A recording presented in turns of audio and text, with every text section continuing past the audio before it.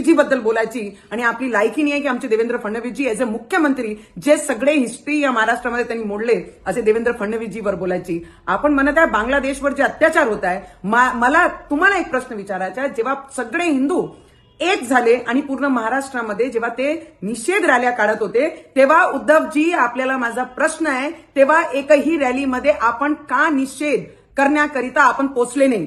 पूर्ण महाराष्ट्रामध्ये प्रत्येक ठिकाणी 4-4 महिन्याचा बाळ सुद्धा त्या रॅलीमध्ये निषेध करण्यासाठी होता की आमचा झेंडा आणि येणारा भविष्य हिंदुत्वाचा हा सुरक्षित राहिला पाहिजे.